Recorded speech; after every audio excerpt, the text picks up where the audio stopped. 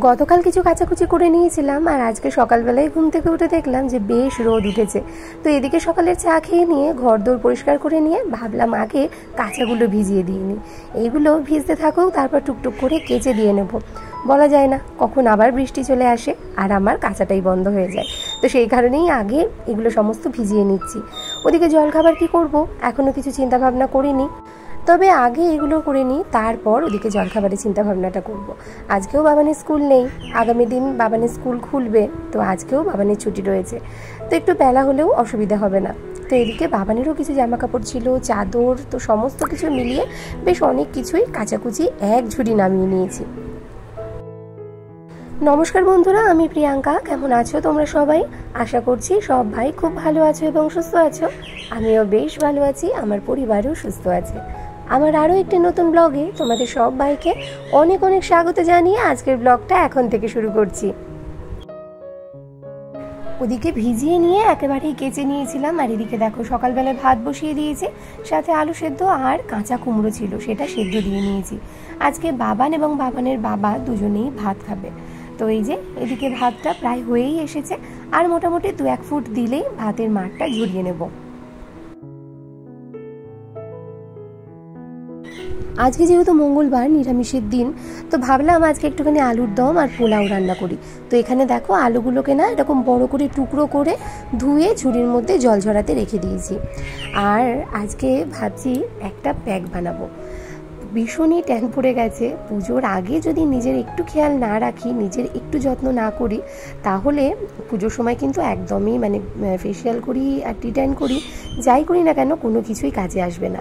তো ভাবলাম আজকে বাড়িতেই একটা হোমমেড প্যাক বানাই। এটা ভীষণই ভাইরাল, আমি খুবই দেখেছি এটা ফোনে, তো ভাবলাম এটা একটুখানি ট্রাই করা যাক। তো এই দেখো আমি এখানে ওই 50 গ্রামের স্পুন নিয়ে নিয়েছি, আর ডাল নিচ্ছি মুসুরির ডাল 50 গ্রাম মতন, আর এরই সাথে ওই 50 গ্রাম মতন যে চালের ভাত আমরা খাই অর্থাৎ সেদ্ধ চাল, সেটাও একদম সমপরিমাণে 50 গ্রাম মতন নিয়ে নেব।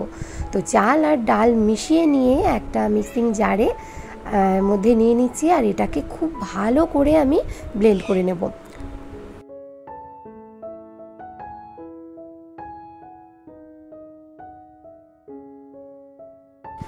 এদিকে দেখো খুব ভালোভাবে কিন্তু আমি এগুলোকে একদম ব্লেন্ড করে নিয়েছি। আর আমার যে ওই এম ক্যাফেনের যে কাচের কৌটোটা ছিল ওটা তো শেষ হয়ে গিয়েছে, তো ভাবলাম ওই কন্টেনারের মধ্যেই আমি এগুলো রেখে দিই। তো পুরো যে গুঁড়োটা করেছি আমি সবটাই এর মধ্যে ঢেলে নিলাম। ওই 50 গ্রাম মানে চাল আর ডাল মিলিয়ে 100 গ্রাম মতন আমার তৈরি হয়ে থাকলো। আর এই ড্রাই জিনিসটা না বেশ অনেক দিন কিন্তু স্টোর করে রেখে আমি ব্যবহার করতে পারবো। যখনই আমি এটা ব্যবহার করব, এই গুঁড়োটা পরিমাণ মতো নিয়ে নেব, তার সাথে নেব অ্যালোভেরা জেল, টক দই আর একটু হলুদ, ব্যাস সমস্তটা মিশিয়ে নিয়ে স্ক্রাবিং করতে হবে, আর তাতেই কিন্তু কেল্লা ফতে। তবে এটা কতটা কাজ করছে এটা অবশ্যই তোমাদেরকে দেখাবো। এদিকে দেখো গোবিন্দভোগ চাল আমি ভিজিয়ে জল ঝরিয়ে ওই ঝুড়িটার মধ্যে রেখেছি, আর যে কাচাকুচিগুলো করেছিলাম চারিদিকে মেলে দিয়েছি। এদিকে দেখো পুকুর পাড়ে, এদিকে উঠোনে, ওই পুকুর পাড়ের দিকটাতে, সব দিকে একদম মেলা রয়েছে।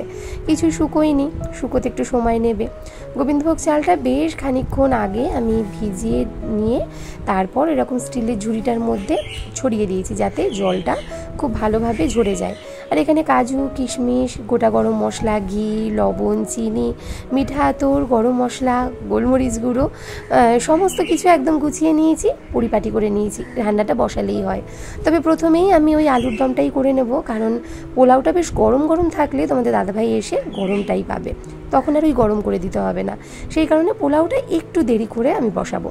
প্রথমে আলুর দমটা করে নিই। তবে আজকে কিন্তু আলুর দমটা একদম সিম্পল ওয়েতে করব, যেমনটা প্রতিদিন করি, পোস্ত, চারমগজ, কাজু বাটা দিয়ে, তেমনটা একদমই করব না। তবে টক দই যেহেতু ঘরে রয়েছে, ওই 1-1.5 চামচ মতন একটু টক দই দিয়ে দেবো। এদিকে আদা, কাঁচা লঙ্কা, জিরের গুঁড়ো, ধনে গুঁড়ো এবং তার সাথে শুকনো লঙ্কার গুঁড়ো, আর দিয়েছি একটু কাশ্মীরি লাল লঙ্কার গুঁড়ো, সবটাই জিরে শুকনো লঙ্কা ফোড়ন দিয়ে ভালো করে কষিয়ে নিলাম। আর অল্প একটু ওই যে বললাম টক দই দিয়েছি, সেটা দিয়েও বেশ খানিকক্ষণ কষিয়ে নিয়ে ভেজে রাখা আলুগুলো এর মধ্যে দিয়ে নিলাম।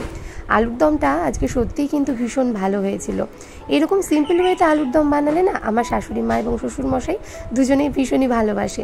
তো ওদিকে আলুটা কষানো হতে থাক, আর এদিকে দেখো চালগুলো বেশ শুকনো হয়ে গিয়েছিলো। এবার এর মধ্যে ওই যা যা দেওয়া লাগে আর কি, একটু বেশি করে হলুদ দিয়েছি, কারণ আমি অন্য কিছু ফুড কালার একদমই পছন্দ করি না এবং দিইও না। একটু বেশি করে হলুদ দিয়েছি, তার সাথে দিয়েছি গোলমরিচ গুঁড়ো, গরম মশলা, লবণ, ঘি।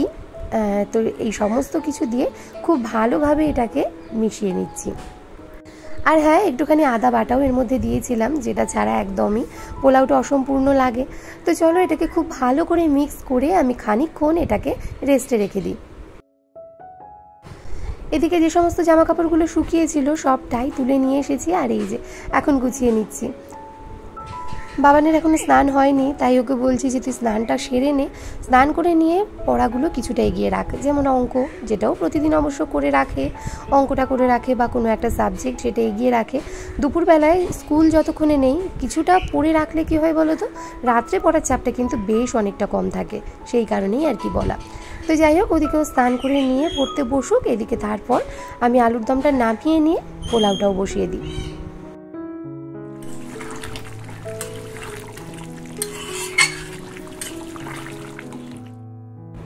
আলুর দমটা তো রান্না হয়েই গেছে, এবার নামাবো। তবে একটু ঘি ছড়িয়ে দিচ্ছি, গরম মশলা আর দিলাম না, কারণ আমি গরম মশলা ফোড়ন দিয়েই রান্নাটা বসিয়েছিলাম। খুব বেশি গরম মশলা ভালো লাগবে না, তাই আজকে আর গুঁড়ো গরম মশলা দিলাম না। শুধুমাত্র 1 চামচ ঘি একটু ছড়িয়ে দিয়ে এখন এটাকে ঢাকা চাপা দিয়ে খানিকক্ষণ রেখে দেবো। আলুর দম আমার একদম রেডি। কেমন লাগছে তোমাদের আলুর দমের কালারটা কমেন্টে জানাতে ভুলো না। পোলাও রান্নাটা এর আগে আমি ভীষণই ভয় পেতাম, মানে মনে হতো কি এই যদি জলের মাপটা উল্টোপাল্টা হয়ে যায় তাহলেই তো একদম নরম হয়ে যাবে, খেতে একদমই ভালো লাগবে না। তো সত্যি কথা বলতে গেলে 2-1 বার এটা করতে করতে এখন কিন্তু অনেকটাই অভ্যেসে হয়ে গেছে, এখন মোটামুটি এটা ভালোই পারি। তো দেখো, গোটা গরম মশলা ঘিয়ের মধ্যে ফোড়ন দিয়ে নিয়ে তার মধ্যে দিয়ে নিয়েছি কাজু আর কিশমিশ, এগুলো একটুখানি নাড়াচাড়া করে নেব। ওদিকে চালটা মাখিয়ে রেখেছি বেশ খানিকক্ষণ, বেশ ওর মধ্যে কিন্তু সব মশলাগুলো সুন্দরভাবে মিশে গেছে। এটা খানিকক্ষণ নাড়াচাড়া করে নিয়ে এবার পোলাওয়ের চালটা সম্পূর্ণ এর মধ্যে দিয়ে সেটাকেও বেশ খানিকক্ষণ নাড়াচাড়া করে নেব। এখনও পর্যন্ত ওই 1 কেজি চালের পরিমাণ মতনই আমি পারি, খুব বেশি হয়ে গেলে তখন আমার কাছে একটু সমস্যা হয়ে যায়, তখন একটু ভয় ভয় লাগে, আর ভয় করে যে কোনো কিছু রান্না করলেই না তখন যেন সব কিছুই গুবলেট হয়ে যায়। তো সেই কারণে না খুব বেশিটা আমি পারি না, ওই অল্প বিস্তর নিজেদের খাওয়ার মতন সেটা বেশ এখন করে নিতে পারি। তো চালগুলো দেখো বেশ সুন্দর করে আমার ভাজা হয়ে যাচ্ছে, আর এই মুহূর্তে এত সুন্দর একটা গন্ধ বেরোচ্ছে যে কি বলবো। পাশে ওইদিকে পরিমাণ মতন জল কিন্তু আমি গরম বসিয়ে দিয়েছি, ওইটাই এর মধ্যে দিয়ে দেব। জলটা এর মধ্যে দিয়ে নিয়ে বেশ খানিকক্ষণ হাই ফ্লেমে দিয়ে রেখেছিলাম, তারপর গ্যাসটাকে সিম করে দিয়েছি। আর এই দেখো, এখন যতটুকু জল এর মধ্যে রয়েছে, এখন গ্যাসটাকে বন্ধ করে ঢাকা চাপা রেখে দিলেই ওই জলটা সম্পূর্ণ টেনে নেবে এবং চালটাও সুসিদ্ধ হয়ে যাবে। পোলাওয়ের মধ্যে ওই যে হালকা একটু মিঠা আতর দিই, ওই গন্ধটাই যেন সবথেকে আমার বেশি ভালো লাগে। আমার বাবান তো ভীষণই পছন্দ করে। আগে আমার শ্বশুরমশাই শাশুড়িমা কেউই কিন্তু ওই মিঠা আতর দিয়ে পোলাওটা একদমই পছন্দ করতো না। আমাদের বাড়িতে মা যখনই করতেন এমনি পোলাওই বানাতেন, কোনো দিনই মিঠা আতরটা দেওয়া হয়নি। তবে এখন দেখছি সব ভাই কিন্তু বেশ ভালোই বাসে। তো যাই হোক, ভালো সবাই বাসলেই ভালো, ভালো করে খেলে পছন্দ করলে সেটাই রান্নার সার্থকতা লাগে, তাই না? তো এইদিকে দেখো আমি গ্যাসটা মুছে নিচ্ছি, কারণ ওইদিকে পোলাও আমার নামানো হয়ে গেছে, আলুর দম পোলাও সমস্ত রেডি। তবে আজকে আর না ওই আম আনানোর কথা আমার মনে নেই, তাই চাটনিটাই আজকে বাদ রয়ে গেল। তো যাই হোক, চলো গ্যাস মুছে নিয়ে বাসন কোসন মেজে ঘষে নিই, তারপর আবার ফিরে আসছি। এদিকে আমার স্নান এখনো হয়নি, বাবানের বড্ডই খিদে পেয়ে গেছে।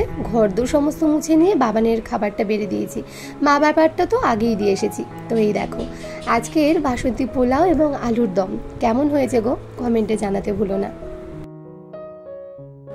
গতকাল রিমি দিদির কাছ থেকে পাওয়া এই কফি মাগটা বাবানের তো ভীষণই পছন্দ হয়েছে, তো আজকে বিকেলের দুধটা সে বায়না করেছে সেই মগটার মধ্যেই দিতে। যদিও বা আমিই দিতাম, ও না বললেও আমি ওটাতেই দিতাম, যেহেতু ওটা ওর বেশ পছন্দ হয়েছে আর দিদি দিয়েছে বলে কথা, তো এটাতেই ও আজ থেকে দুধ খাবে। শুভ সন্ধ্যা বন্ধুরা, এখন ঘড়িতে বাজে ঠিক সন্ধে 6:30। একটু সন্ধে দিয়ে নিচ্ছি। আর ওদিকে বাবান এখনও পড়তে বসেনি, তবে পড়তে বসবে। বাবান ওদিকে পড়তে বসবে, আর এদিকে আমিও টুকটাক যা বাসন কোসন রয়েছে সেগুলো সন্ধ্যের জলে মেজে ঘষে নেব। আর ওদিকে তোমাদের দাদা ভাই বেরিয়েছে একটু কাজে। এবছর দুর্গাপুজো যেখানে করবে, মানে গত 2-3 বছর ধরে যে ক্লাবের পুজোটা করছে সেখান থেকে সমানে কয়েকদিন ধরে ফোন করে যাচ্ছে। তো সেই কারণেই সেইখানে দেখা করতে গেছে। বাড়িতে যখন পুজো করতো তখন কোনো দিনই ও ক্লাবের পুজো করেনি। বাড়ির পুজো বন্ধ হয়েছে এই 3টে বছর। এই 3 বছর ধরেই বাইরের পুজো করছে। আসলে পুজোর সময় তোমাদের দাদা ভাইয়ের ভীষণই মন খারাপ হয়। প্রথম বছরটা তো পুজো করেনি। আর কি বলতো, খালি ওর যেন মনে হয় এই পুজোর সময়টাতে মায়ের চরণে ফুল দিতে পারলাম না, ভীষণই মন খারাপ করে বসে থাকে। সেই কারণেই আরও বাইরে পুজো করা। তো সেখানেই কথা বলতে গিয়েছে। আজ 3 বছর ধরেও এই একই ক্লাবেই ও পুজো করছে। এটা আমার ভাগ্য, এবং সত্যি কথা বলতে গেলে আমার অহংকার যে তোমাদের দাদা ভাই যে আসনে একবার পুজো করে সেই আসনটা কিন্তু তারই হয়ে যায়।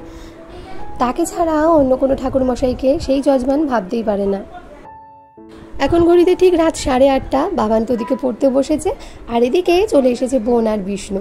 তো ওদের জন্য এই অল্প সামান্য একটু পোলাও আর আলুর দম বেড়ে নিলাম। বোন গিয়েছিল মায়ের বাড়িতে, আর সেখান থেকে আসার পথে আমার বাড়িতেও একটু ঘুরে গেল। তো বেশ ভালো লাগে এরকম মাঝে মধ্যে আসলে, সেটা তো বেশ ভালোই লাগে। আর এদিকে না, আমি যেহেতু পোলাও করেছিলাম তো ভাবলাম একটু ওদেরকে দিই, কারণ আমার বোন আবার একটু পোলাও, ফ্রাইড রাইস এসব খেতে ভীষণই ভালোবাসে।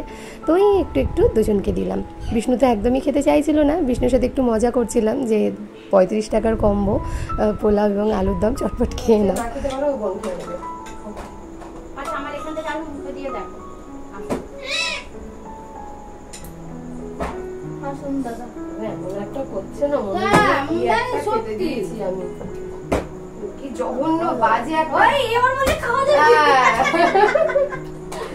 আরো ঝরঝরে হয়। আজকের ব্যাপারটা কেমন হয়ে গিয়েছে আমি নিজেও বুঝতে পারি।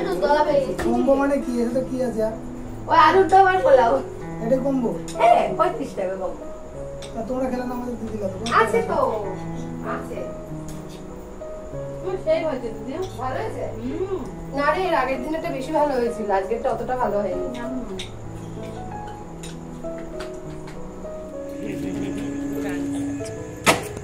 তাহলে আসবে তো? হ্যাঁ, সময় নেই। সময় নেই না, না, কাছ থেকে এসে তারপর আমাকে ওটা কিনে দিয়ে যেতে হবে।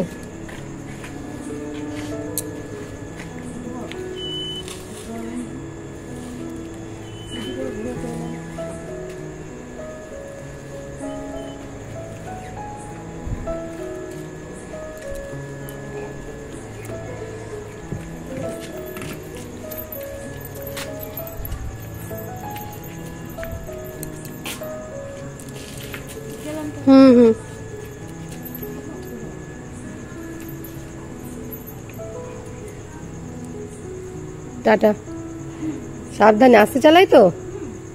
খুব, হ্যাঁ হ্যাঁ, না খুব বেশি জোরে চালাবা না।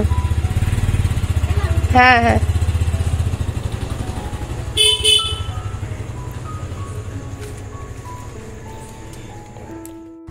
বাবানের পড়া যেহেতু কমপ্লিট হয়নি, তাই বাবান আবারও বসে গেছে পড়তে। খানিকক্ষণ সময় তো আমাদের সাথেই কাটালো, কারণ আগামী দিন সকালবেলায় আবার ম্যাডামের কাছে পড়া রয়েছে। তো এই যে এদিকেও পড়তেও বসে গেছে।